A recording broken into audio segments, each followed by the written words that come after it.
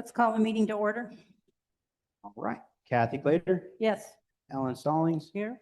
Gerald Oliver, Here. Scott Hagan. Here. Stand for the Pledge of Allegiance.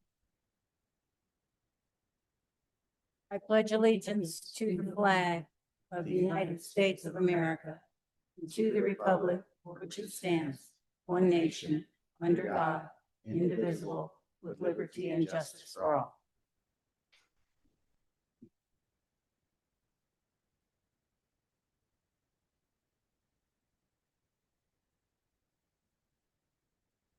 At this time, we'll open the floor to public comments that are not an agenda item.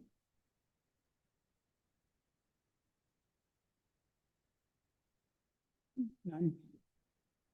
Okay. What? Well, Put it on your chin. okay. No, No. I wasn't even breathing. Hopefully you're breathing.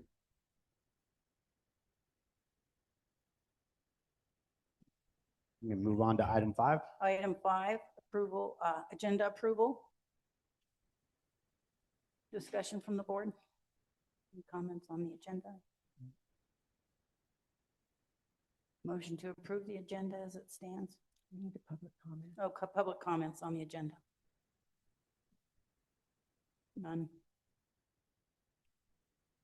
Do we have a To motion? approve the agenda? All motion. A second? All right. Kathy Glader, Yes. Ellen Stallings, Yes. Gerald Oliver, Yes. Scott Hagan. Yes. Moving on to item 6, we have the special meeting minutes from May 1st that were attached. And we'll open that up for board discussion.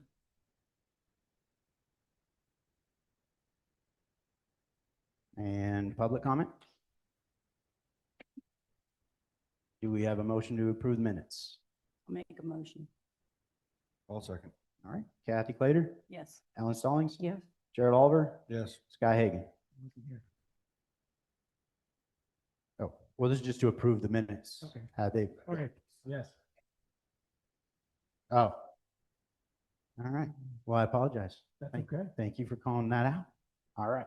Moving on to item number 7, approving the minutes for the May board meeting on the May 14th. Open it up for board discussion. They seem fine to me. Mhm. Any public comment regarding the minutes on May 14th? Okay, do we have a motion? Make a motion to approve the minutes of May 14th. All second. All right, Kathy Glader, Yes. Ellen Stallings, Yes. Gerald Oliver, Yes. and Scott Hagan was not here. All right. I hope you enjoyed your vacation. It was well deserved. Wonderful. So glad to be back. All right. Moving on to item number 8, approval of the minutes for the May 22nd special meeting. Turn it over for board discussion. Anything? Nothing. Okay. Any public comments? All right. Do we have a motion to approve the minutes? Motion. I'll second. All right. Kathy Glader, Yes. Ellen Stallings, Yes. Gerald Oliver, Yes. and Scott Hagan Yes. was back at that point. All right. Yay. Perfect. So we have a special guest, moving on to item number 9. We have a special guest today. It's Brett Smith with Smith's Pumps. And he's going to give us some information regarding well treatments, as well as just some best practices, standard maintenance for education purposes for the community. So I'll turn it over to Brett, and you can take the microphone there. Should be live. Thank you, sir.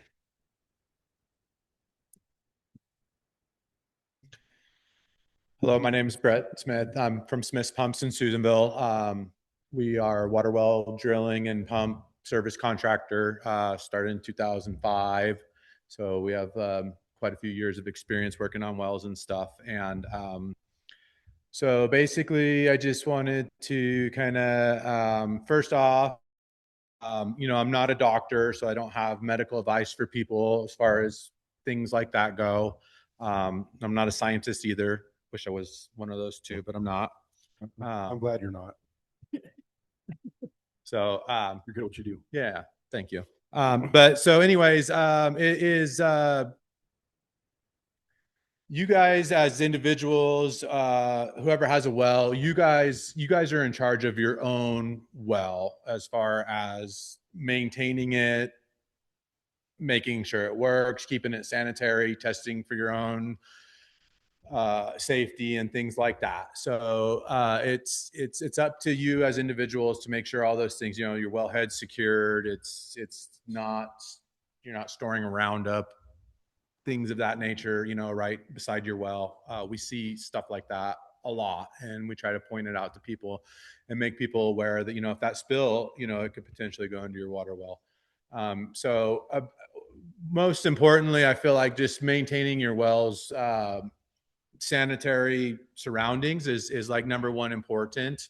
I am the RV park or other commercial locations, they have state regulations for testing their water well to ensure that when public goes there that the water is safe to drink and to serve and things like that.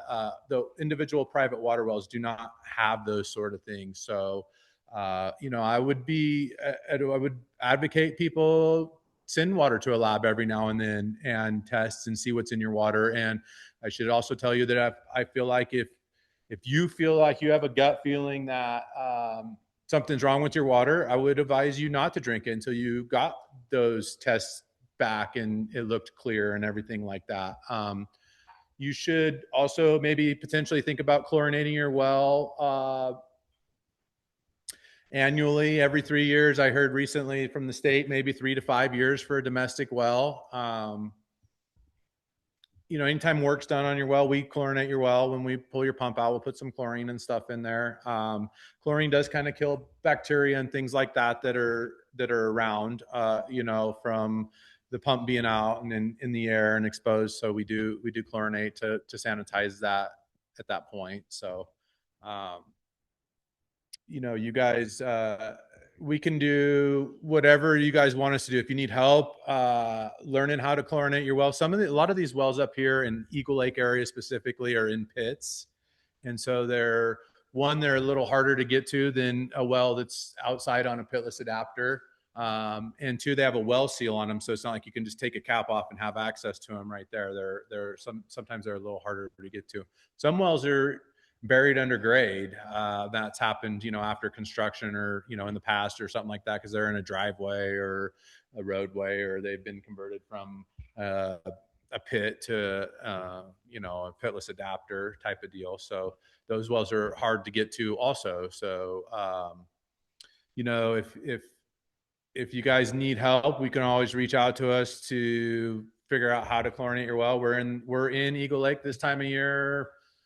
Well, I've been here twice this week, and it's what day is it? Thursday? Maybe I've been here 2 or 3 times this week. So, this time of year, we're up here 2 or 3 times a week. In the wintertime, weekly, and sometimes every other week in the winter. So we're always around and ready to help you guys out and figure out your guys' wells for you and stuff like that. So, is there any questions about wells out there? Before we open it up, we'll get to the public comment questions and so forth. Oh, gotcha. Would you speak to at-home testing and also like the seasonality of folks that come in and out, like 6 months where the well may stay stagnant? Yeah, sure. Absolutely. Laboratory testing is a process, and it's a little expensive. And sometimes, if you have to get a bottle from somewhere, and were we talking about bacteria mostly probably on this? Yeah, probably specifically around coliform. Yeah. So you would need to obtain a bottle from a laboratory. Then you got to get a water sample, and then bacteria tests have a 30-hour hold time on them from when the time you draw the sample until when the lab starts that actual test. So there's a time sensitivity to it. Along with that comes a little bit of cost or hurry or things like that it's associated with trying to get it done quickly.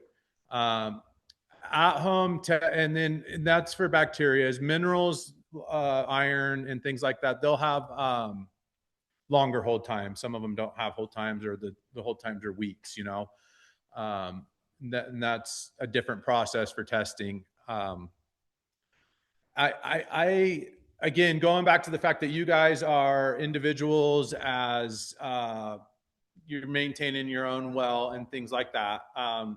At-home testing, in my opinion, is probably a good thing to do as a preliminary step, like step one. Like instead of going through all the expenses of getting the bottles, getting the water to the lab, mailing it, the lab costs, because I mean, I'm paying $40, $50 a sample for just my cost on the bacteria tests. So it's an expensive process. So an at-home test kit, you know, if you see something in there, I would follow that up with laboratory testing to confirm that what you suspect from at-home testing is there. I don't think at-home testing is as good as a laboratory testing, because obviously we have professionals that are trained to and have gone to school and learned how and handle things in an appropriate manner. I do think that it's a good tool for you guys to maybe start with as a cheaper option, and some of you may opt to just send it to the lab. But I would follow up with lab certification, certified stuff to get your final result. So as far as that goes, that satisfy the at-home testing versus laboratory I think so. testing? There might be some more questions later. Sure. Yeah.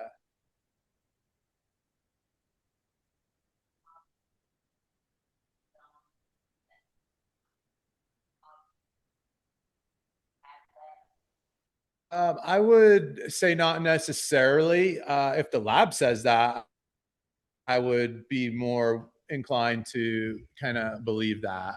We also have to consider a few things. I'll tell a little story about our testing experience. We had an employee go to a job site. We do a lot of testing for real estate transactions. So every time you sell your house, you generally get your water tested for volume, check out the equipment, make sure it's in good working order, and the water goes to the lab. And there's different levels of lab testing. Anyways, we went out 10, 15 years ago to a job site. My employee met with a gentleman that was there doing a septic. They shook hands, said, "Hi, how are you doing?" They both went their other ways and did their own testing and checking and stuff. That water sample tested positive for E. coli. And all my employee did was shake the septic guy's hand. We went back without treating, and my employee was like, "Oh my gosh, I shook Paul's hand and I didn't even really think much of it." We went back, took a new sample, no cost, obviously, and sent it to the lab, and it came back clean.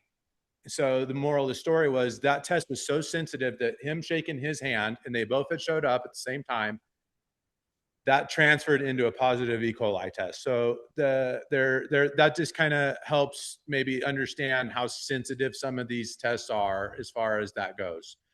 So we did no treatment to that well. We did nothing other than go just take a new sample and send it off, and it came back clean. I don't know. I'm sure I'm not very well versed in at-home laboratory testing.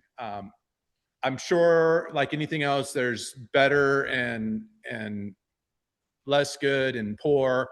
And I'm sure that there's probably 1,000 different options. To be honest with you, I've never even looked at them.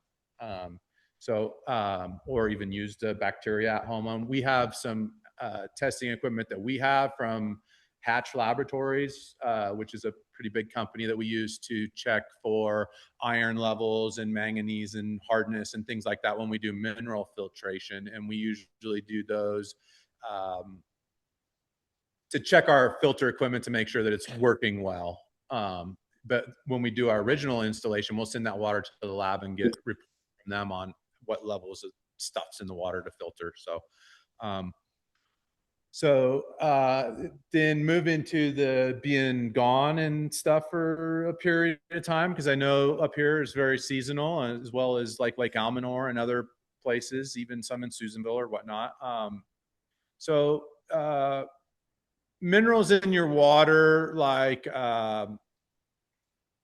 iron and manganese and stuff like that, we'll check a well that's been sitting for 2 years, and the lab will call us up and go, where did you get that water? Bucket of rusty nails? You know, it tested like 100 times over the limit for iron. And, you know, we've learned this over the years that, you know, well, it's been sitting for a period of time, will show. And when we show up and run it for an hour, we're not really flushing it out long enough to get the true level of what that well will produce in iron. No doubt it has iron, but it would probably drop down within, you know, 1.5 parts per million of iron. Other things like nitrates and arsenic and things like that, those levels don't kind of grow while you're away. So I guess what I'm trying to say is, if you've been gone for a while and you show back up, open up a yard hydrant and just let it run, hook a hose to it, hook a sprinkler up, let it run for a day and flush out. And I think a lot of you, I don't know how many of you guys have newer wells around here, the deeper wells that we've had to kind of drill because the lake went down. That water in that level where the water is kind of poor. It's not as good as the water that's up at 55, 60 feet. That's a little bit cleaner water, but the water that's at 70 to 80, 85 feet, that water's in a layer of cinders that has some black in it, and I've heard it described as like a volcanic ash. It carries some minerals. So those folks show up and they go, oh my gosh, my water's terrible. You turn on the hose for a few hours and it cleans up pretty good. Now it still does have some minerals in it, but it does clear up. So I would advocate that, you know, if you're a seasonal person, or even if you go out of town for a month, or I don't know how long were you out of town? A couple weeks, sounds like, at least 5 weeks. See, probably when you got home, the water, I don't know how deep his well is, but maybe he needed to run it. Maybe he needed to run it a little bit to flush things out and get things moving again. The bacteria grows and multiplies. So it would probably be concentrated if it was in there and stagnant too, versus kind of flushing it out and getting it, you know, cleaned out or whatnot. The bacteria test, iron test results come back in parts per million, 1 part per million, 0.3 parts per million, 5 parts per million. Bacteria tests come back pass fail. There's one drop in there in an Olympic sized swimming pool, it's a fail. It's not, oh, you have just a little bit. It's a pass fail. It's a go, red light, green light. So a lot of times we don't get like a count, like a how concentrated it is. We can ask the laboratory to do that. We do for the state. We do testing in Susanville for a couple restaurants and businesses. One of the businesses had a bad test, and we chlorinated, had a bad test. We chlorinated, had a bad test. So then the state asked us to have the bacteria test populated. So which means they would count how many is in there on their little sample. And so that would tell them whether it was, you know,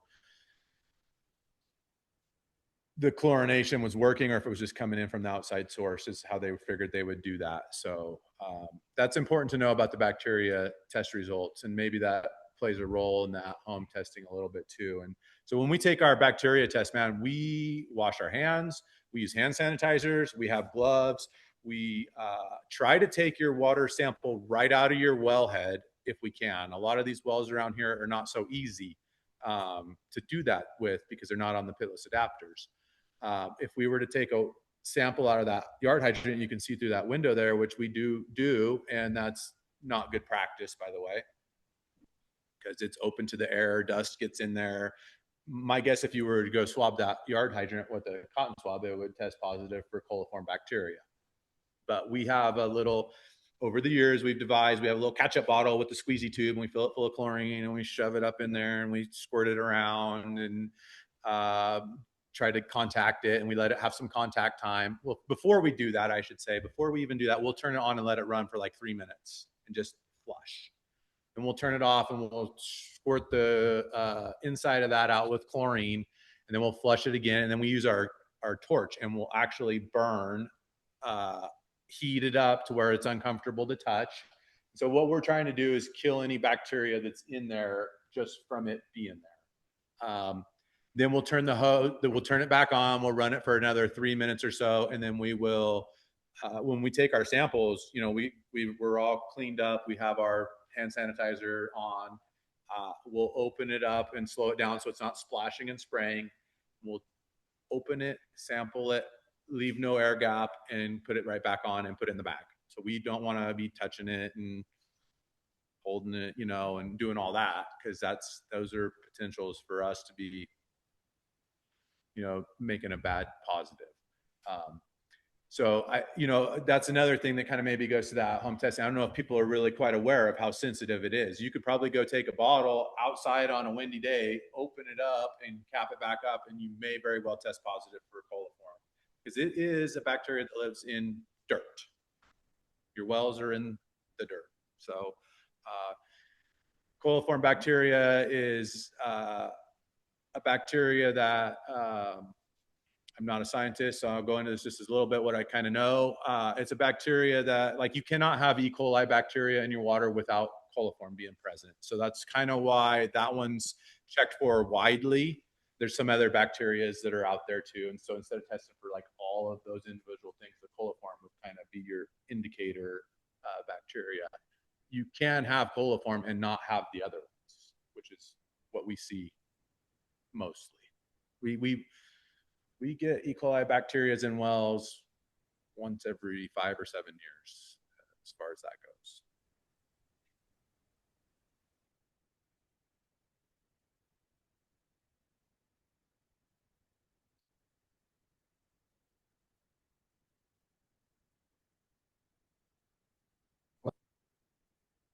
Joe?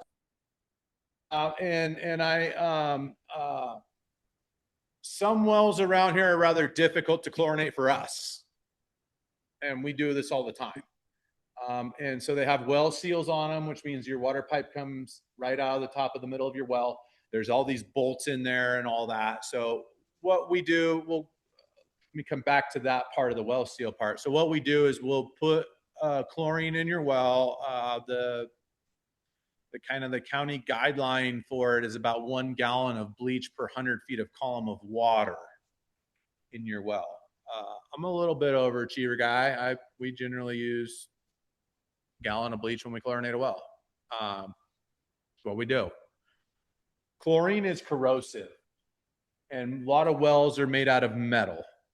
So once you put the chlorine in the well and you just dump it in there, you just left a nice residue to start corroding your well casing, your pitless adapter, your pump stuff. So what we'll do is, if there was a wellhead right there by that yard hydrant, which would be a perfect scenario, we would take the cap off, put a gallon of bleach in there. We would hook our hose up to that hydrant, and we would put the end of the hose in the well, and we would turn it on and let it run. And we are trying to make a circle. And so how wells work is water comes in from the aquifer, but there's water in the column. And if water is coming into from the aquifer at a really good rate, the column doesn't really draw down, which is the case here in Eagle Lake.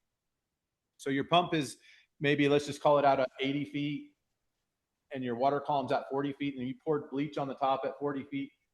There's nothing really to draw that column of chlorine to your pump, because it's just being replenished by the aquifer. So by putting the hose in and putting water in on top of the chlorine, we're actually forcing the chlorine down to the pump. And then eventually we start returning chlorine into our hose, and we can smell it. Once you get chlorine on your hands, you smell chlorine the rest of the day. So sometimes it gets a little hard to tell. So we also carry test strips with us. And so when they turn purple, we know we have a lot of chlorine in your well. We're happy at that point. So we'll shut down the hose. Okay. So now we know that we've got your well column chlorinated nicely. And so now we'll move on to, what do we want to do? Do we want to chlorinate your house? Do we want to just chlorinate just your well? If we want to chlorinate your house, now we're going to go along the way and find a faucet and open it up. And when we start smelling chlorine coming out of there, we got chlorine to that point. And we'll move along till we have chlorine smell in all of the fixtures. It is recommended at this point that you don't use your water for 24 hours and you just let it sit. I understand people have to go to the bathroom. I get it. It happens. And that's okay. A couple gallons of water here and there is not that big of a deal. We had a customer, we went out by order of the realtor, chlorinated their well because they tested positive for coliform bacteria, negative for E. coli. We went out at 3 o'clock in the afternoon and chlorinated their well. At 5 o'clock, I get a phone call from the buyer of the house going, my water tastes like chlorine.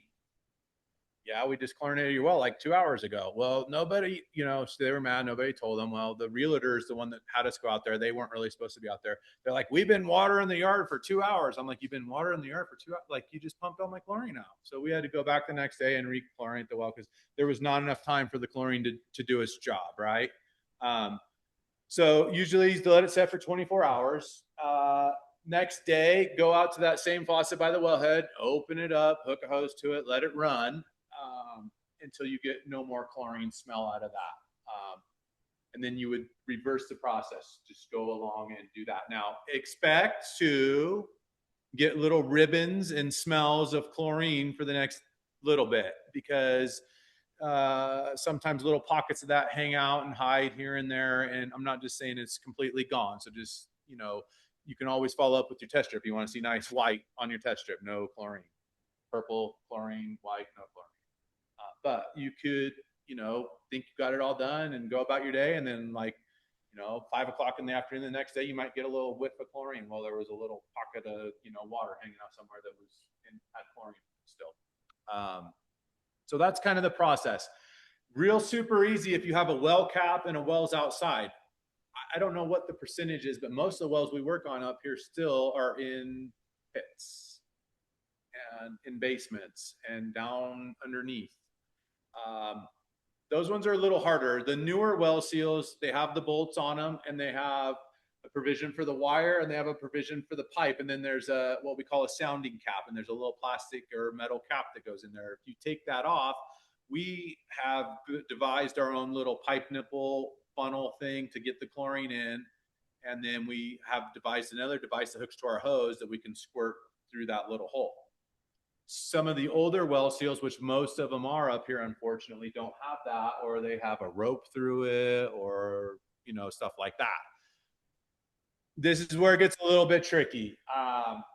We take one of the bolts out, but we have to be careful because if you take your old well seal apart, both sides, you could lose part of your well seal down your well.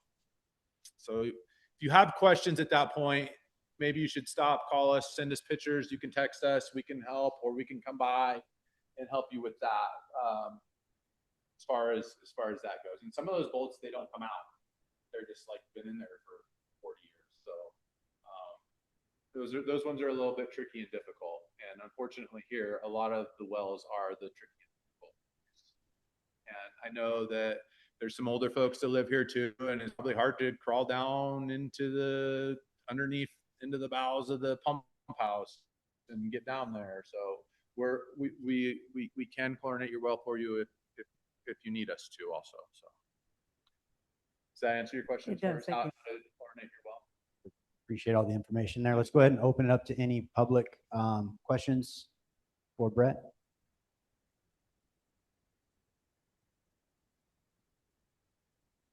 The UV filter, so in the point of the chlorination would be for the bacteria coliform potentially.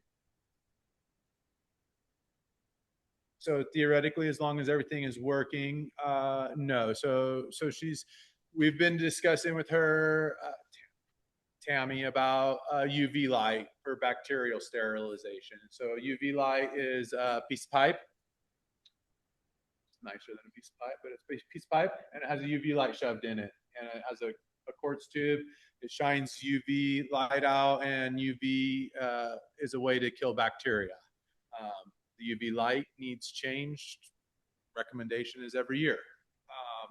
So theoretically, as long as all that's working, and that I would probably do an initial chlorination on your well while, maybe we were there putting your UV light in, and then theoretically you don't. But again, going back to, you are your own boss of your own well. You are the one in charge. Nobody's looking over your shoulder telling you have to test your well. So, if it's a high level concern for you, maybe you should have the water sent out to the lab annually, or whatever makes you feel comfortable. And then kind of, follow it that way. So that answer your question on that? Okay. Any other questions Additional about? questions? Where would the average homeowner take the water from for the sample? Yeah, so I'm a fan of where you're going to drink it from, because that's what you're drinking, right? But just like that yard hydrant right there, your kitchen sink is the probably grossest place in your house, because you're up here washing your hands, you cut your chicken, you're all over it, you're turning it all around.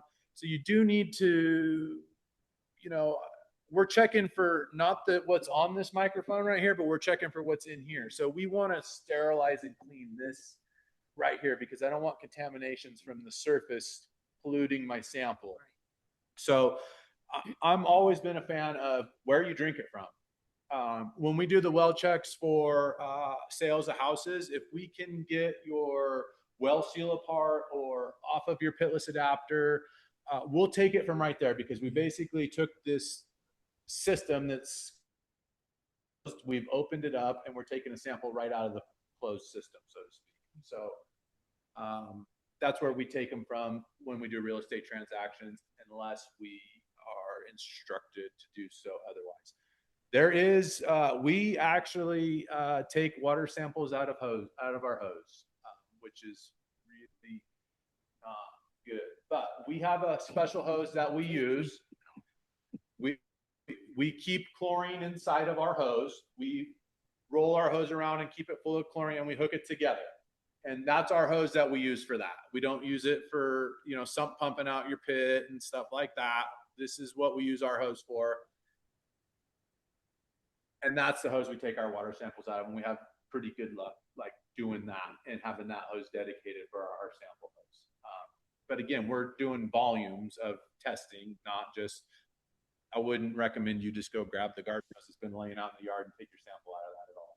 So I would recommend probably out of your kitchen sink, if you got a screen in there, get it off of there, soak in some, look up with chlorine. And it's really important to turn your faucet on and run it for 3 to 5 minutes before you take your sample. And then when you go to take your sample, you need to slow down to not a trickle, but when you're pouring water into your thing, it shouldn't be splashing, because when it splashes, that's when we start bringing in some of the other outside things. To your point, we did get a comment on Zoom saying to remove the aerator of the faucet before you. Right, correct. Yeah, if you're going to do that. Some of the newer faucets, they're tricky. You can't get them out, or, we don't want to go grabbing them with a pair of pliers and screwing up somebody's things. And we might at that point look for something else too, for us. But yeah, you want to get all the potential bad, contaminated things that aren't really coming from the source, but they're surface contaminations, out of the way. Perfect. Yeah. Any additional questions? I would definitely like to thank you for your time. Really appreciate it. Yeah, If absolutely. folks want to get a hold of you, do you have some business cards? I brought some. I can leave here. Perfect. And we're on the internet, and you can actually text us on our phone number now this year too. That's kind of new, so that's kind of cool. So if you have like something like, what is this? Take a picture and text it to us, and we'll try to answer that right like that. So that's been very helpful too. Thank you very much, Brett. Thank you. I Appreciate your appreciate time. it. Thank you, Brett.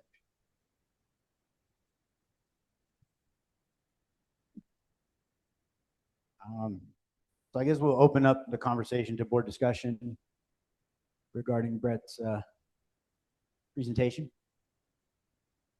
He covered it pretty well. Yeah, you covered Very it. thorough. Appreciate it. And then also a public comment. Mike, if you could use the mic, that'd be appreciated. Along the lines of the septic issues and people's wells and all that kind of stuff, I got several emails from one constituent that was angry about his house testing positive on the home test, and then he actually called Lahontan, had Lahontan come in, and they tested at his well and found that his well was clean, and that the issue was somewhere between the well and his kitchen faucet. And so I think a lot of people And I think it's kind of coming out more and more that people need to do some of the proactive maintenance things Right. that will help clear up a lot of that. And so anyway, it was kind of cool. I don't get an email like this very often where he actually emailed back and apologized Oh, for nice. all the accusations and then admitted his fault and that it was actually on his dime and he fixed it. Good. So I thought that was pretty good. Is this public comment just in general too? That is just for this particular issue. Cool, thanks. Appreciate it. Thank you for your comment. Any additional public comments? Just to clarify, was there an item that you had public comment for or something that was not on the agenda? Okay, because that's kind of what item 4 is. That was my fault when I took over making the agendas. I removed the general public comment. I thought it was an informational base for all public comments. I have since been informed that we require to have a public comment section for anything that is not on the agenda. So that will be moving forward. The first thing we do with any meeting, we'll open up the floor to public comments that are not addressed in the agenda items. All right. I think we cleared. No more public comment on the presentation. All right, perfect. And again, thank you very much for your time, Brett. I really appreciate it. So move on to item 10, the general manager report. So a lot to report as usual. I went to a meeting with LAFCO on Monday, and ultimately the result was positive. They've been monitoring us very closely and seeing how progress we're making and so forth. They are encouraged by the progress we're making. Probably would like it to happen a little faster, as would most of us, and we're trying to do our best to make that progress happen a little quicker. The outcome of that meeting was essentially that they're going to continue to work with us over the next year and closely keep contact and make sure that the progress continues and report back in a year. One of the particular outcomes of that meeting that I found interesting was there was a segment discussing contingencies for the district. This is our district. Nobody's going to care about this district like we care about this district.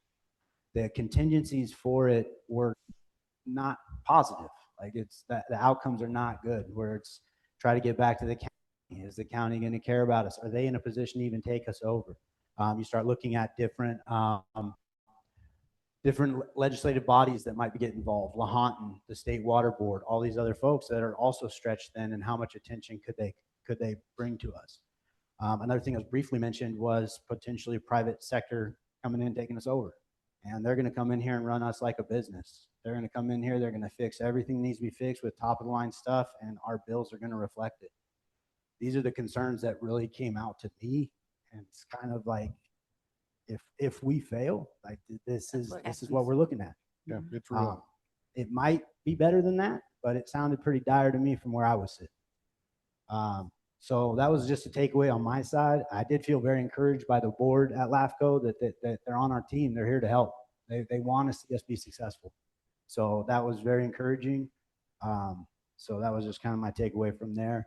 As far as going through the agenda here, fiscal audits. So the last couple of weeks, I've been working really hard to put a budget together. And in that process, I learned a lot about what's going on the I want to say Outlook, that's not it, QuickBooks. On the QuickBooks side of things, there's a lot of areas for cleanup that we should do prior to getting an auditor in here. When you bring an auditor in, you're paying top dollar for their time. There's a lot of low-hanging fruit that Holly and I agree we can get cleaned up and hopefully give them a better starting point. If we start them way back there, they're going to charge us all the way to where we can get us. So it's not something that's kicked down the road or anything like that. The effort here is just to save us some money and clean up what we can clean up. And I think Holly and I can do a pretty good job of getting us to a place where we have a better starting point for those auditors. So in that interest, I have not moved forward with getting bids from auditors because it seems at this point in time that we're not quite ready for it. I would expect that over the next month or two, we can get ourselves in a better spot to get those bids moving forward for auditors. As far as budget preparation, quite a lot went into it, trying to make heads or tails of all the things going on. The budget is a living document. We're going to get to that later on in the agenda. It can change and adapt. I feel like we have a good starting point with the information that we have right now. Obviously, every day that information can change. The better information we have, the better we can make the budget. But I think for where we are at this point in time, it gives us at least a target on the wall to aim for, and then we can just hone in as information becomes available. Coming back to legal counsel, I know there's been a lot of conversation regarding legal counsel and how much we pay hourly and all the expenses that are stacking up.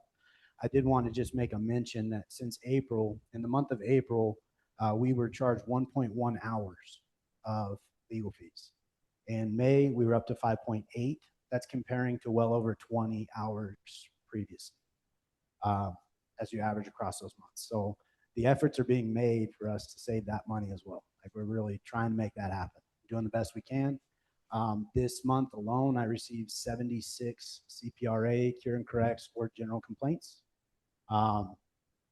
And I have provided general responses to the folks that have reached out regarding that, but I have not been able to deep dive into those. That's more than a full-time job for a person. It's a lot. It is a lot. We also have obviously had other things going on in the district that we'll get into later on in the meeting that definitely pull my time in every direction. So again, it's not like, to me, these complaints and so forth, like, it shows engagement, it shows care, it shows somebody is paying attention to what's going on here and they want us to do things the right way. And I encourage that. Again, I'm just going to ask for a little bit of grace in what we're up against. There's a lot going on here, and we are actively trying to do this the right way. So, you know, it is what it is. I think that probably wraps up the general manager report. I'm sure there's a lot more to cover, but it's just kind of days bleed together. So I'll open it up into for discussion. Just have a question. When you get with the accountant, start going through stuff, are you going to have a summary of what you're doing, report back to the board so we know what you're throwing out, put in? That's a great question. So we're not throwing anything out. In accounting, we can't delete or get rid of anything. The idea that we're really trying to do is to hone in a charter of accounts that makes sense for the district, that somebody can walk in off the street, look at it and say, okay, this expense, I know where that goes. Right now, there's a lot of duplicate accounts. Like, we have 2 accounts for wages and salary. I don't want to call anybody out by name, but previous administration come in here and they wanted to kind of start fresh, which I don't blame them based on where we were. But in that space, we started duplicating accounts. So this year we used accounts, I'm spitballing here, 31557 to pay wages. But now we're going to use account 60213. And all of a sudden now we have these 2 accounts. We can't delete them. So all we can do is say not use. And then we set that aside as a do not use account. Anything in that space, we would then try to push back to the account that we're actively using. So that way, as we pull reports, it's showing all the information from the same account that all makes sense. To put that into perspective, like, we have parent accounts, like communications. Communications shouldn't have any receipts in it. Communications is going to be a total of Verizon, Zoom, all of the things that fall into that category. Well, as we pull up the communications folder, we got all kinds of receipts in there. So a lot of it is just going through there, pushing that into the Verizon account, pushing that into the Zoom account, and just reallocating. So really, like, we're not overhauling anything. It's really just looking at a thing and like, that doesn't belong there. We're going to put it in this account. And if that account doesn't exist, then we would establish that account so that moving forward, we know where it goes. It is the goal. Any additional board discussion? I have a question. You have on your list here billings, and how is that going? Glad you brought that up. So billings have gone great. We actually got our bills out already ahead of schedule as we were hoping. This added a new line of confusion that we haven't had to deal with yet. There was previous communication regarding only accepting annual payments specifically between July 1st and July 31st. So some of the folks that have made payments, we're actually sitting on those payments because we're waiting for that time period. Currently, we're trying to figure out exactly where that information came from and why that's an issue. We reached out to Holly and she said, as far as an accounting and bookkeeping, it would not be a problem to go ahead and process those payments.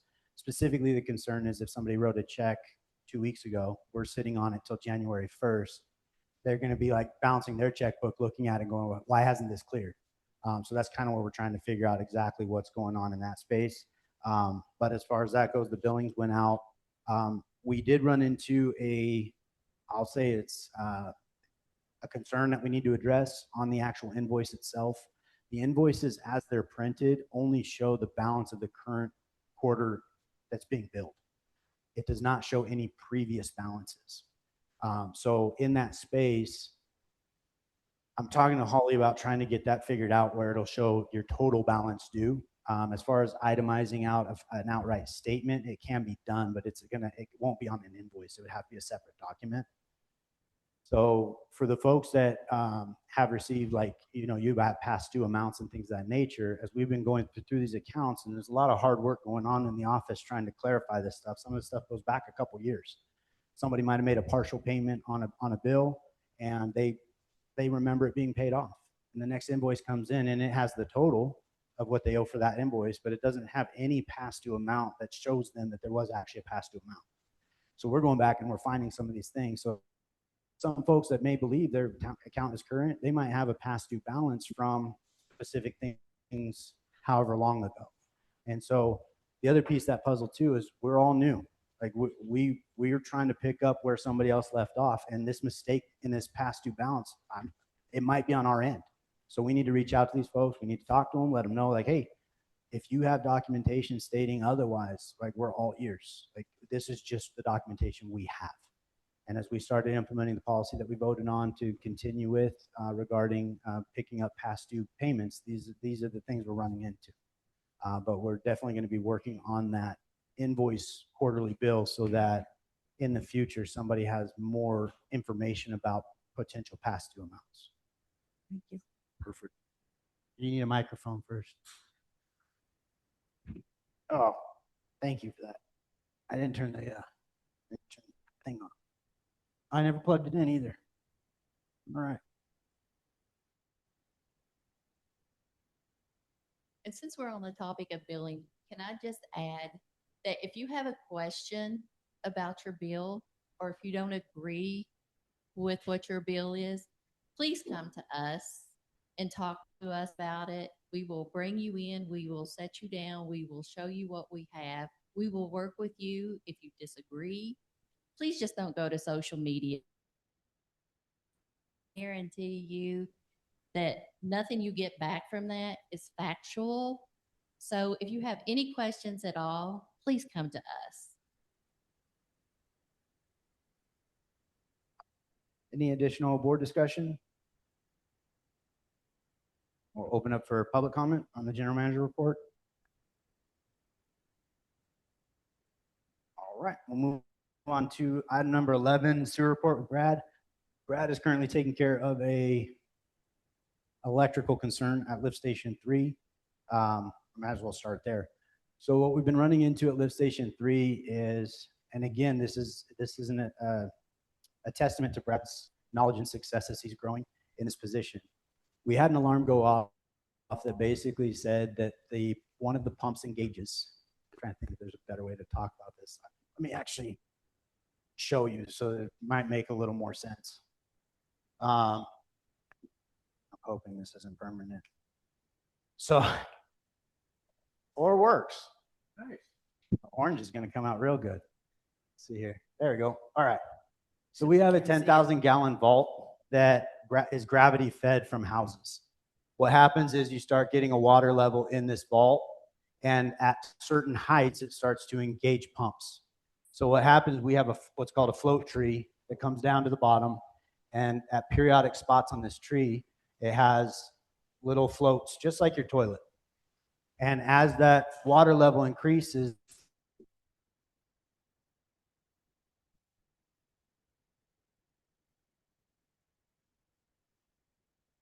start to go upward because they're, hey, it's time to turn on. So we have your pumps on all the time. You would like to cycle them on, let them run for a period of time. It just is less wear and tear on the pump. So our first pump engages when the second float goes upward. And that's what we get as far as our first pump.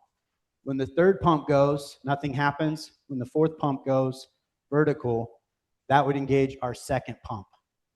Now this level is not to scale, despite my best efforts. This level is probably approximately 30% of the 10,000 gallon tank. So right here, there's no concern. Like we probably would take 2 full days, maybe more, to fill this if none of the pumps were working at any given time. But what happened was when this pump came, the second float popped up, it engaged a pump. And the SCADA system tells us this pump is running, but it also tells us it has 0 outflow. That's weird. If the pump's running, it should have an outflow. So that was the first alarm that went off. Now this has been happening and has gone on and is not completely irregular. What made it irregular was when the fourth float went positive. It's engaging a second pump. We have a total of 3 pumps at the lift station. At that point, it showed the second pump was on, and we still had an outflow of 0. So that was a little alarming because that had not happened before. Usually when that second pump kicks in, we get our outflow and it pumps it down and it's no big deal. So at this point, we went out to the lift station. Also, just to finish this thought, up here we have what's called a high float, and then way up at the top, we have a high float. So if this high float goes off, it's emergency time. High float, we still have probably half the tank to deal with, but that gives us time to call somebody, get somebody here, pump it if we need to, all the things that we need to work through. So essentially what happened at lift station 3 was when that second pump was supposed to engage, the switch went off, but it didn't actually turn the pump on. And so as we inspected the facility, the pumps were not actually on. And what we found out is SCADA doesn't know if the pump is running. It knows if it's supposed to be running. There's a switch that says this turns on the pump. If that switch is engaged, it thinks it's running. Well, the switch wasn't actually turning on the pump.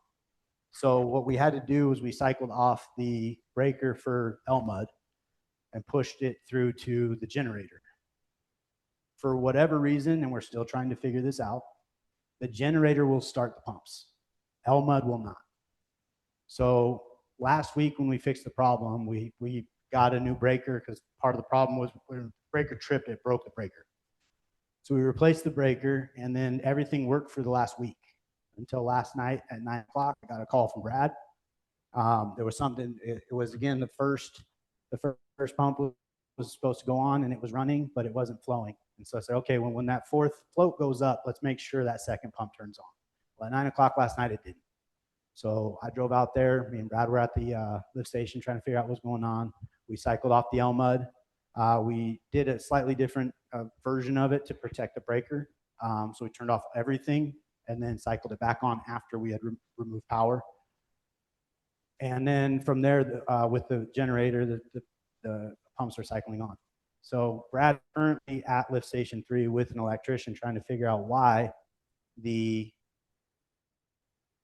pumps will work with the generator and not with the LMUD. I was talking to Russ at Nova Electric. And what Russ was telling me is he referred to it as a donkey punch, is when you first turn on a light or anything like a vacuum, there's an initial burst of power that comes in. And what he thinks is the case is that the generator's burst of power is stronger than LMUD's because it's less consistent. And that extra burst is what's pushing the pumps to engage. It's over my head. I'm doing the best I can. All I can tell you right now is manually we're cycling the pumps on. There's no threat or concern of anything in that space. But obviously it's not a long-term solution. So we have an electrician out there currently trying to figure out how we can get everything to work back on the automation. Again, I want to focus on the success of this story being the knowledge that Brad has really grown with over the last 6 months to recognize that this was a potential issue and respond to it before it became an emergency. And I think that speaks volumes of where he's come.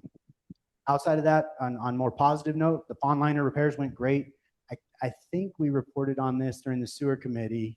Yeah, because it was the 14th that they hadn't happened yet. So for the board meeting, the pond liner repairs went great. We were hoping to get 7 to 10 repairs at the pond liners. We ended up getting, I think, like 15 to 20. There were a couple repairs that were pretty superficial that were able to move really quickly. And that team did a phenomenal job. I'm currently in the process of getting the reimbursements for the renew replace account, working with Lorraine at the Treasury for the renew replace account in the bond. So that is underway. There was a letter and some things, and we're jumping through the hoops, and we should have that money come back to our account. Also, with the electrical fix that we had going on and any additional expenses we have for today, that would also be maintenance and repair. So we'll keep track of that, get those replenished as well. We also had a visit with 2 visits now with Dave Hernandez, our mentor. He works under Kathy Stone. Dave is a grade 4 operator. He's come out and spent some time with us, spent some time walking around, seeing what we have, reporting back, working with us to move forward on the education side of things and schooling and tests and all that. And so that has been a fantastic relationship. We've leaned on him several times during the Lift Station 3, among other things. I would like to call out John Dennismore as well. He's our Aqua Sierra rep that helped set up the SCADA. He literally spent 3 hours with us on FaceTime while he was in a hotel room somewhere at some conference for something. But he was more than gracious to give us his time to do that. And he had some suggestions regarding potential facelifts we could do for the lift stations that I hope to bring to the board and kind of have some cost-effective solutions that could prevent stuff that we're dealing with right now. So that'd be pretty good. As far as the course update, Brad and I are in Sac State class. They have it divided up into 3 kind of chapters or 3 categories. We just finished the test for the first category. We have not submitted that yet. We're going to review it with Dave before it goes out. But that was chapters 1, 2, 3, 4, and 8 for whatever reason. And then we'll move on to the second one and start moving into that as far as that goes. I think that's probably a probably too detailed report on the sewer. Open up for any board discussion. That's a great report. That's great. Yes. Any public comment? All right, and then we'll move on to item 12 with the fire report.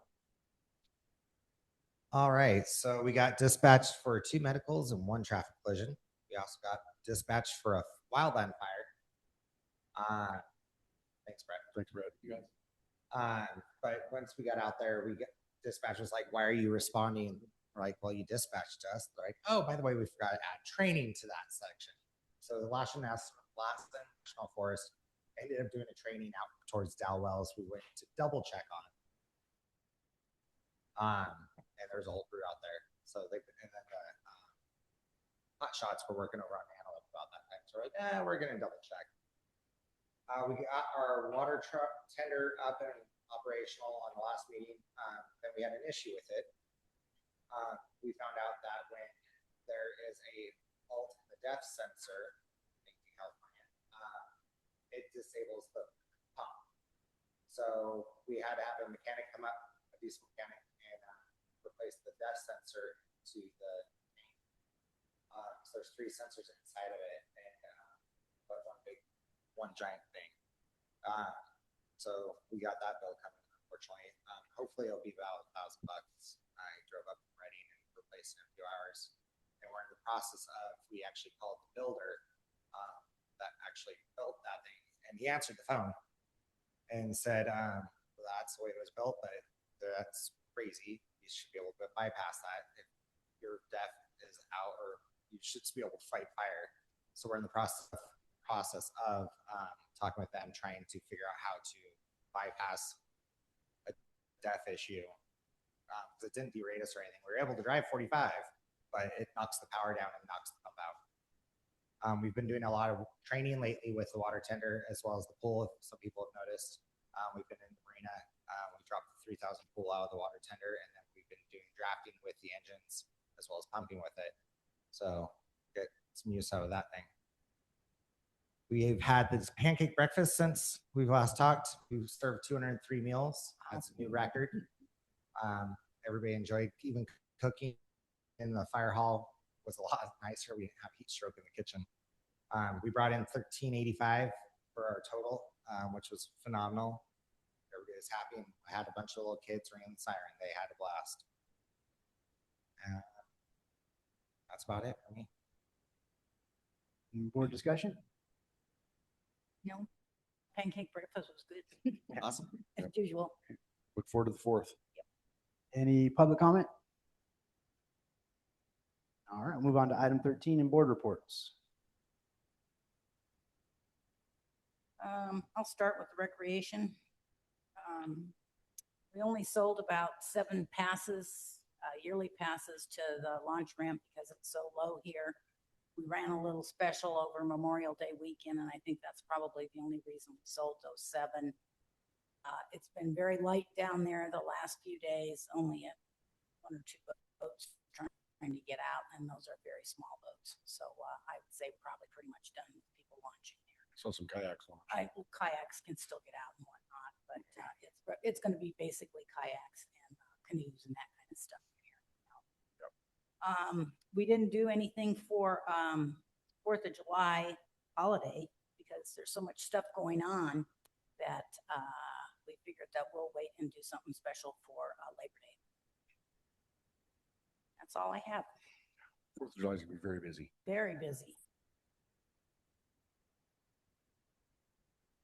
Ellen, did you have anything? for Yes, your- we had a budget committee meeting on June 2nd, and we welcomed Linda Hembry, who's joined our committee.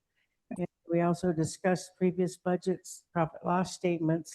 Mike presented his preliminary 26-27 budget to us, and we discussed some of the details that we could maybe cut costs in the future. And then we're going to discuss the budget itself in a little bit. Also discussed aligning our time frame for our budget with the state budget codes. And that's another thing we'll be talking about in a minute. Jerry, did you have anything? Nope. Scott? Pretty much. Covered Sorry about all that. our- Sewer reports. Okay. Did all the- You were already abreast. Yep. All right. Any public comment regarding anything coming on from the board? All right. Moving into old business, probably can move through this pretty quick. I think Brett was pretty thorough.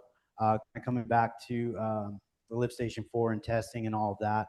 Ultimately, we did get the test results from Lahontan, and Mike Reese came out and spent a day testing 8 wells. The report and communications surrounding that report were attached as a supporting document. Long story short, had a conversation with Trevor. Basically, out of 8 tests, 6 came back with a result of no parts detected, which is great. 1 did come back with a positive for coliform, but it was negative for E. coli. As Brett discussed, coliform is a pre-bacteria to a lot of things, including E. coli. So it will be present when E. coli is present. Just because it's present doesn't mean that E. coli is present. So it did test positive for coliform, but did not test positive for E. coli. And again, that could have been dust. It could have been, there's a lot of pieces there that fall into that category. On the 8th test, it came back inconclusive due to a lack of quantity for the test. So those were the results. As from what Trevor told me, we couldn't have really hoped for better. Like, that's a fantastic result as far as what we had going on there. So it was really kind of a breath of fresh air to receive that test result. So I'll go ahead and open it up for board discussion. I don't have Any public comment? Can you use the mic, please? Thank you. Okay, so at the meeting, when somebody came in here with a bottle of a sample and whatnot, and they were gonna have their own test done, and then some of the other residents that were worried about it were having tests done. Has any of those residents shared results of their tests with the board or with No, so the powers that be? from the initial test that we received, there was a treatment of that well, and then a follow-up test that came in that was clean after the fact. So if there was an external contaminant, it would have probably implied that second test would have also been. As far as any test results, we have not seen anybody's results. We have anecdotal evidence or anecdotal comments that have been placed on social medias and things of that nature. Nobody has come to the office and shown us any results. So that they haven't shared what they found out? No. Okay, thanks. And was the original test that was done that started this whole fiasco, was that done by the homeowner? As far as my understanding, yes, it was an at-home test. And again, it tested positive for coliform, being a pre-bacteria to E. coli. And as we gain on that, it seems that that is not a super uncommon thing to happen. I did not ever hear if there was actually any positive test for E. coli in that well. The tests that you did, that we have results for, are those private wells or? The addresses are listed in the Yes, test. okay. They are private wells. And just to clarify, these are tests that La Hontan did, and as far as I understand, on their own dollar. So they came out here and they did these tests to basically support us in the district and help us out with this. At the Well, that request was of those residents in the, Absolutely. They're the water board. We're the wastewater board. There's a difference. Yes. Yes. Strange things. Any additional public comment? All right. And moving on to item 15, we had a cure and correct come through that was requesting a name be removed from the November 13 minutes on item 13. So we have since corrected or ratified those minutes and would like to present them to be re-voted on. Whose name was removed? I'm going to go out on a limb and say I don't know that I'm allowed to disclose that. Okay. Yeah. Doesn't matter. Ultimately, so one of the things that starting out that was brought to me was that there was a requirement for people to state their name before they gave comment, and apparently that was not to code, or it's not what we're supposed to do. So if somebody prefers to remain anonymous, they have that right to do so. Right. And so that person was exercising that right to remove their name from that. I don't have a problem with that. No. Sounds good to me. No. Then we have a motion. A motion. I'll second. All right, Kathy Clater, Yes. Ellen Stallings, Yes? Gerald Oliver, Yes. Sky Hagan.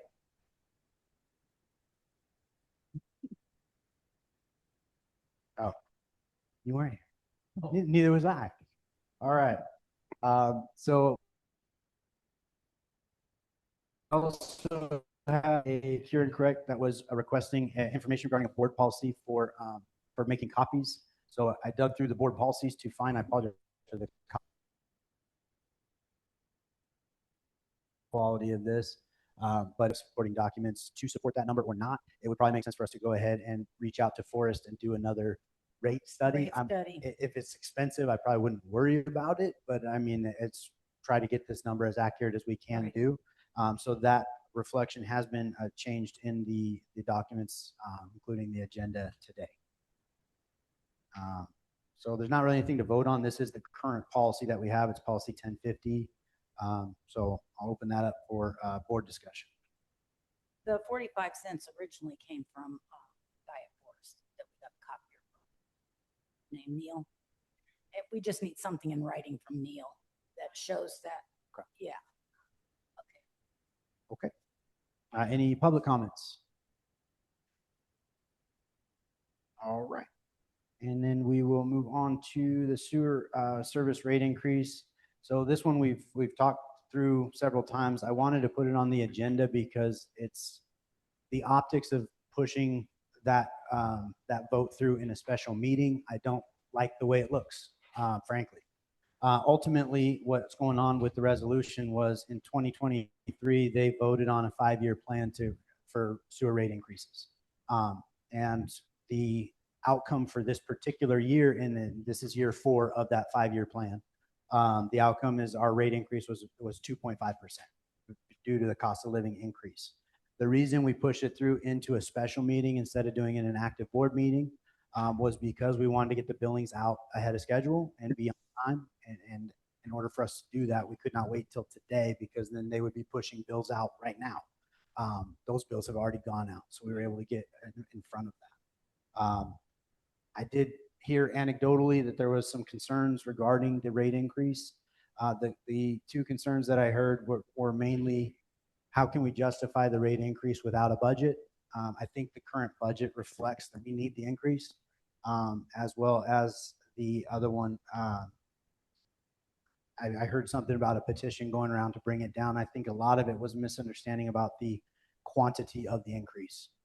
Again, 2.5% amounts to approximately $1.11 a month, I think, if I'm remembering the math correctly on that. So it's not a substantial rate hike. It's $3 and something. Per quarter. 23. For Yeah. 2326 a Per quarter. quarter, Yeah. yeah. But in the defense of that petition, the initial rate increase that took place after the rate study was approximately 40%. So I could see that if you read it briefly and you didn't know what the amount was, it would make me nervous too. So I think that once that kind of figured out that, okay, this is the increase that's already been voted on, it's already been processed, and it's not substantial, I think things kind of simmered down, but the initial reaction was a little bit hectic. So It would probably help if these people come to the meetings instead of just Gossip, talk about it. gossip in their little media. So I'll open up to any board discussion regarding anything about the special meeting to push I that think through. I think people were thinking that we were voting for the actual increase when our ability for the increase was already approved. We were just voting on the 2.5% cost of living. And I think that's where people got messed up on it. Any public comment? All right. Moving on to new business, item 18, we have a resolution to the Board of Directors of Spalding Community requesting consolidation of the election. This is something we need to do in an election year for us to get our board positions on the ballot. So it's just a matter of a resolution that we do every other year to include ourselves on the ballot. On a side note, I would just like to say that we have 3 seats that are coming up for vote. We have our vacancy here that's been vacant for a very long time. We also have Ellen and Kathy that are their term is up as I think it's December 5th. Mm-hmm. So with that in mind, we're looking to fill those seats and maintain a quorum so we can continue to do business, because without it, I'm honestly not exactly sure how we move forward, but I probably wouldn't lean be. on Mike Scanlon over here to help me out. But if you are interested in joining the board, please let us know. We would love to have support and keep moving forward with progress. So with that, I open up for board discussion regarding the resolution. I just hope we get some people to volunteer. Any public comment? All right. Do we have a motion? All motion. I'll second. Kathy Clater, Yes. Ellen Stallings, Yes. Gerald Oliver, Yes. Sky Hagan. Yes. Moving on to item 19, the board policy 3105. This was basically the adjustment that we were making to a current board policy to further align it with the budget requirements per the state. So I have that here. I'll lean on you here. Do you think I need to read this? In the interest of time, I was thinking we could kind of expedite, but do I need to read this out loud as far as the changes that are made to this policy? You paraphrase? I can paraphrase. So on the policy itself, I have highlighted all the changes and all the things that were being removed to have a strikeout. Essentially, for us to meet the deadlines based on the state is if we need to present a preliminary budget in the May meeting so that in the June meeting, we can finalize it. If we present it in the June meeting, we can finalize it till the July meeting, and it needs to be finalized before July 1st. So that will never happen, being the second Thursday of the month. The other pieces to that puzzle, trying to think here, was sharing the budget with the GM would share the budget with the chair and vice chair and go over that in accordance with the governing code 61110.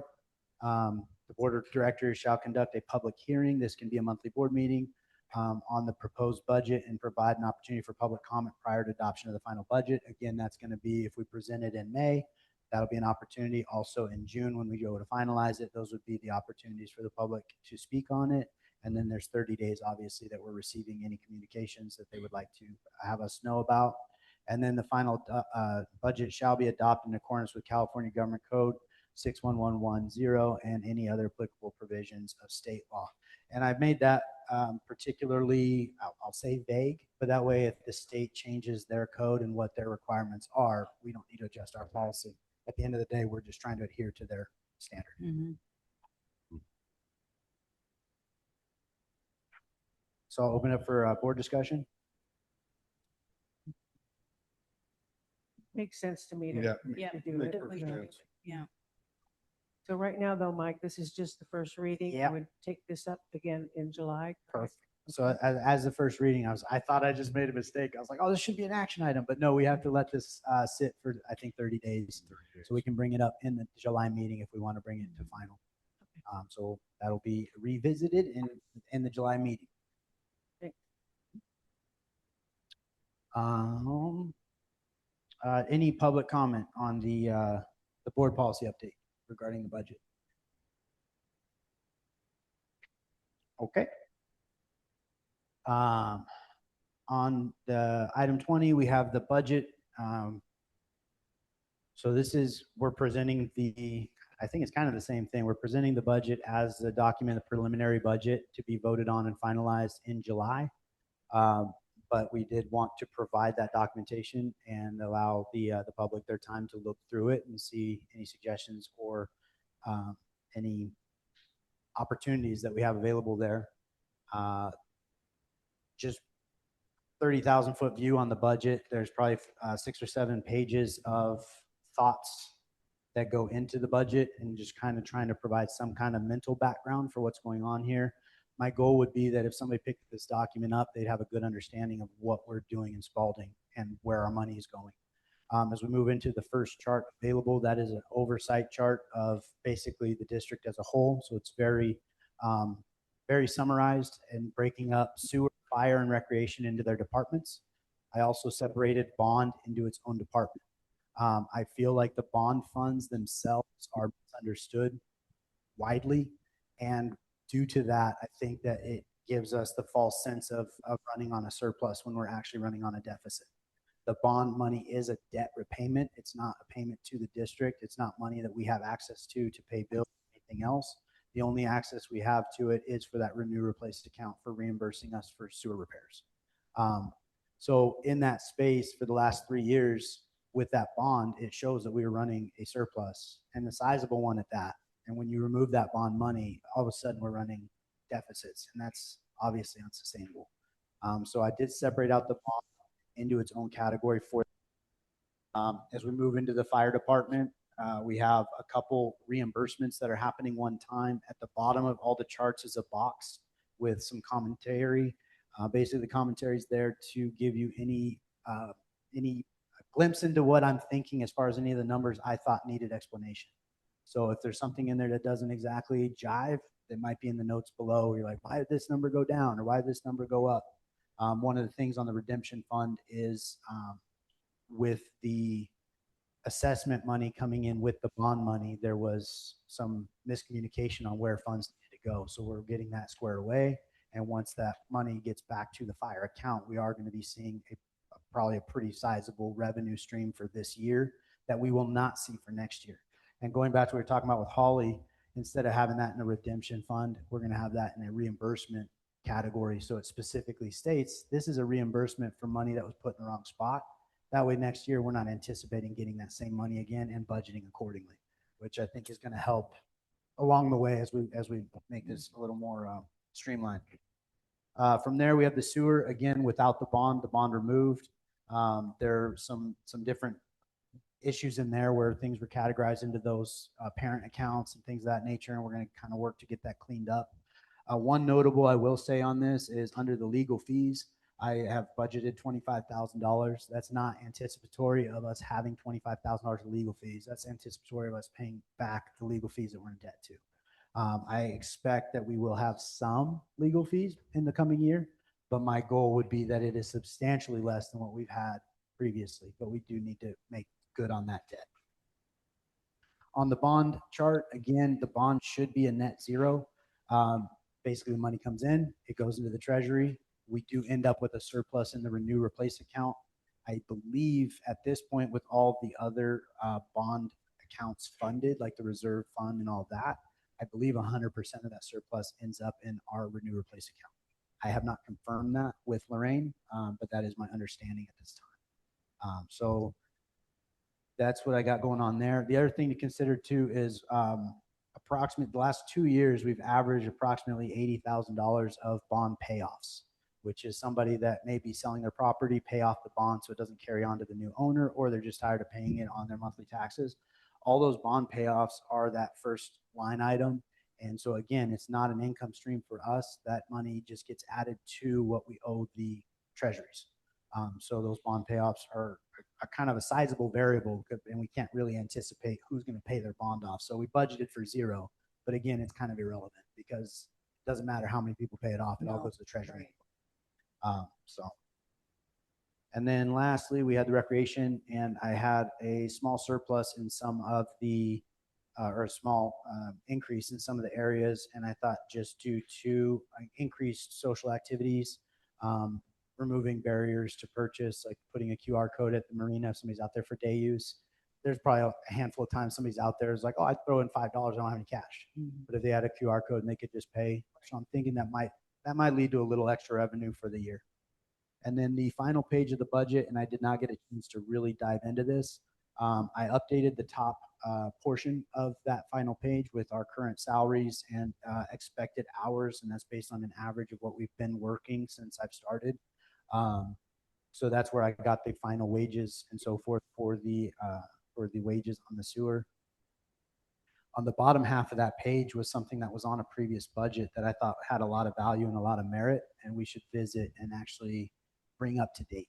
I don't know how up to date that information actually is, but I think that it would be good, as this is a living document, for somebody to have a summary of what's going on in revenue streams. It'd be nice to see these and know, like, oh, okay, we charge this much for parking, this much for annual fees, this much for filter cleanings, all those things that bring revenue into the district, as kind of those less common, less active sources of income. But so again, living document, hope to make it better and better as time goes on.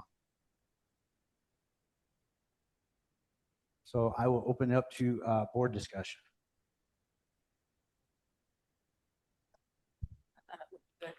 Yeah, it's a very good start. Very good start. Any public comment regarding the budget? Okay. And on to item 24, general manager contract regarding language and bonding versus insurance. So in the general manager's contract, it states that within 60 days of being general manager, I'm required to get bonded. As I was researching this to figure out what this actually means, essentially it is protection against the district if I were to behave unscrupulously, which is obviously a good thing to have. That being said, I spoke with Shelly Heigl, our LP insurance representative, and we have a crime coverage that basically overlaps what the bond is requiring.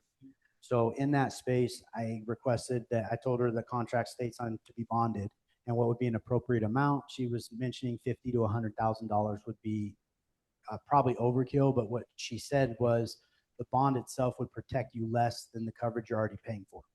So in the interest of transparency, I'm more than happy to go through the process and do it. I think getting bonded, it's like $200 to $500 for the year. So it's not a huge expense, but if it's not a benefit, it doesn't seem like we should make that expense happen. But in order to move forward in that direction, that language does exist in the contract. So we would have to ratify that contract or do something, but I wanted to make sure that if it's a requirement and we feel like it's necessary, we go ahead and get bonded. I think we could ratify that. I think so too. Okay. Well, now I'll officially open it up for any board discussion. Is there a way that you can get written advisory from the insurance company that it is equal to a bonding? I do actually have an email, but it seemed a little casual, so I didn't include it as a supporting document, but it was written out, and I could see if I could get an official something from Shelley saying that. Something formal would be great. Yeah. Okay. Otherwise, I think it It's makes good. sense Yes. to not pay for something twice. And to be clear, it would be in addition to. So it's like if we're covered for 300,000 and then we do an additional 50, it would add to it. But she was saying our crime coverage is already pretty robust. It didn't seem necessary. But, Okay. So did we want to table that until we get formal written from Shelley, or did we want to vote on that? We should go ahead and vote. Okay, so do I have a motion? I'll make a motion. Sorry, public comment regarding my bonding? Yes, sir.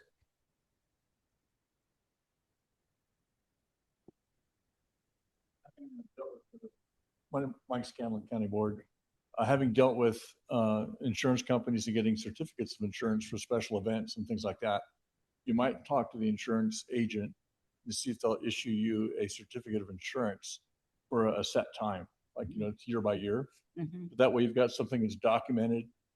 Here's the coverage, here's the amount, and here's the time span. And then you end up basically renewing that at the end of the period. But typically an insurance company will issue those for free if you're already being covered anyway.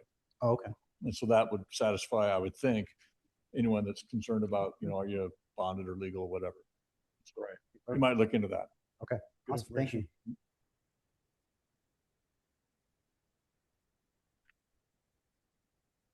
All right. Any additional public comment?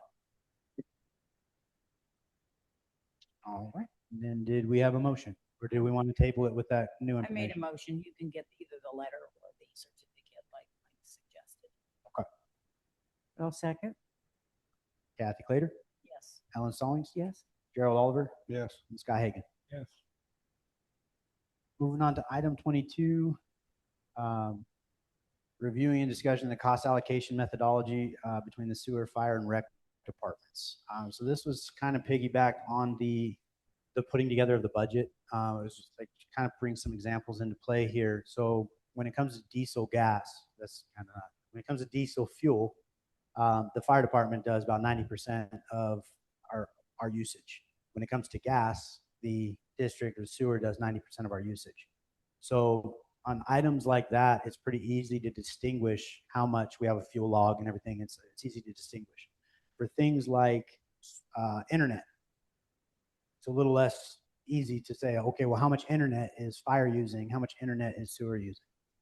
As you go further down that rabbit hole into, say, payroll. So it's been suggested by Holly, our bookkeeper, that I keep track of my hours, sewer, rec, and fire. And so I demonstrated during that phone call how ridiculous that would be. Like, okay, we talked for 30 seconds about fire. Let me put that on my time card. So I'm trying to come up with a solution here that makes sense. The leading solution at the time is we do an allocation of the expenses that we can separate, we separate. The expenses we can't, we would allocate based on a level of revenue. So if the fire department's bringing in $10,000 a year and we're bringing in $100,000 a year, they would pay for 10% of those non-distinguishable items. There are places where that falls apart. Ultimately, I think this would either need to be an ordinance, a resolution, or board policy at the very least, that would move forward with some sort of blanket process that we have for separating out these fees. The best way that we've come up with to try to, again, this is stemming on the budget because trying to balance these things as far as who's paying what is, it's tough when you have expenses like internet where the district's just paying for it.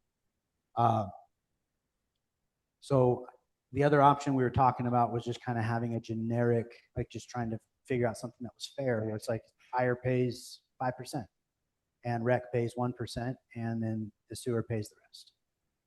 But again, that has areas where it's going to fall apart. So I'm still working through some scenarios that make sense, but ultimately what I would be hoping to do again would be to streamline some sort of process where it's easy. It's not something where we're going through bill by bill going, okay, this is an appropriate amount of this bill. And then at the end of the month, sewer would pay the bills directly so our vendors aren't getting multiple payments. But then we would then send an itemized bill to fire and to rec where they would reimburse sewer, seeing how most of our money goes through sewer anyway. So at this point, there's nothing really to vote on or really go through. I'm more looking for suggestions or if I'm on the right track, if you feel good about it, any ideas. So I'll open it up for board discussion. How much internet would they use? Probably nothing. Yeah. I'd say very little. Most of it is usually just for if we're in the department, we don't Yeah. get phone signal where we have to get, if we get a call or something, but Yeah. we could get by with having no internet there.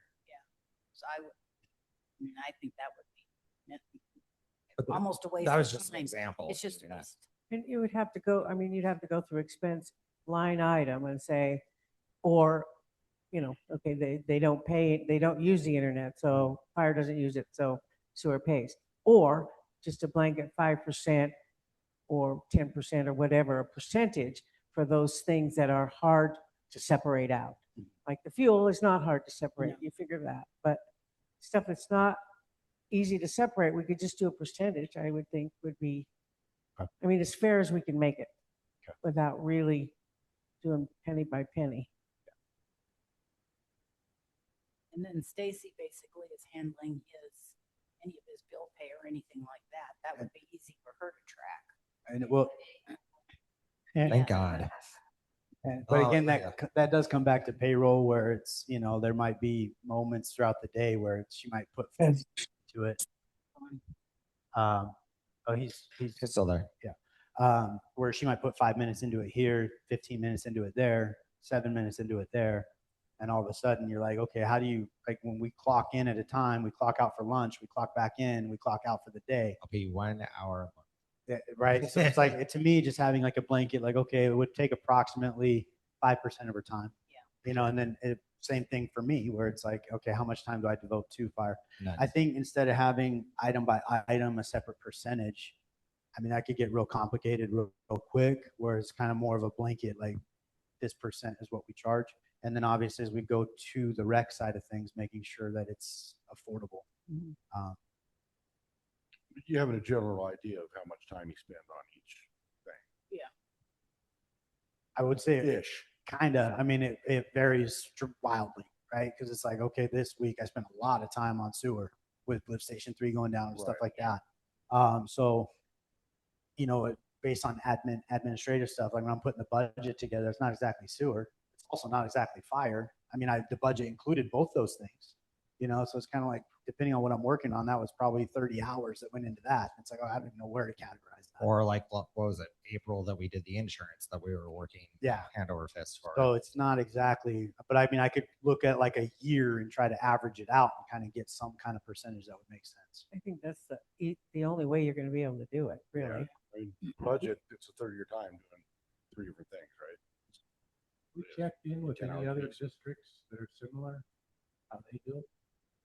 Not at this time, but that has been suggested. Sandy Raffison has been suggested many times by Jennifer at LAFCO as an example of how to. Like 3 a week. Yeah, that's a good call out. And she'd be glad to help. Yeah, she, as far as I understand, she would be more than happy to help. All right. Well, I appreciate the feedback on that. Let's go ahead and open up to any public comment. All right. And so as we move into item 23, it's a closed session item with our attorney. So I purposely kept this at the end. So if anybody doesn't want to stick around, you can feel free that we're basically going to come back. We're going to report back on what was discussed to the extent that we can. As far as my understanding, there is some attorney-client privilege here, so it will limit potentially what we can actually report back. So I just want to be forthcoming. So we're in there for 10, 15 minutes, and then you come back and we're like, not a lot to report or no action taken. I don't want to have some folks disappointed to waste their time waiting for that. But if you're Mike, more than welcome to stay. Yes. can you hear me? Can everyone hear me? Yes. Okay. So with that, I'm just going to do kind of the formal language to move into closed session, if that's all right.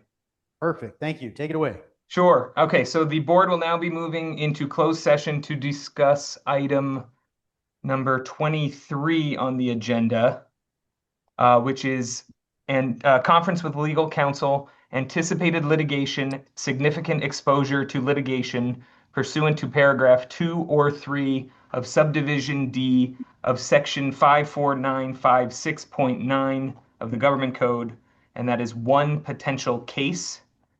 And so before the board recesses to closed session, is there any public comment on this item? All right, hearing none, the board will now recess into closed session to take up item number 23 on the agenda. And as Mike said, following the closed session, the board will reconvene back in open session.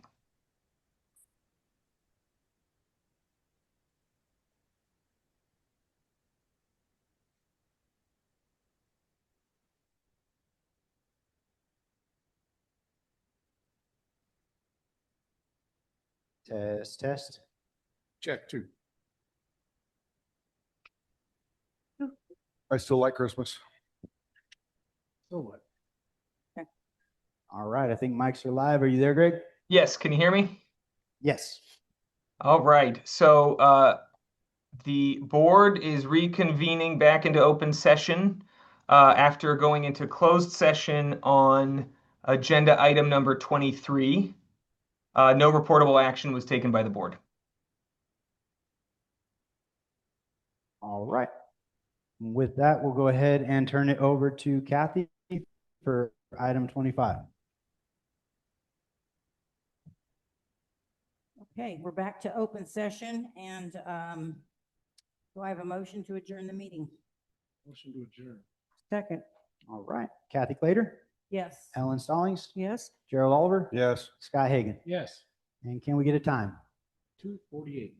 2:48.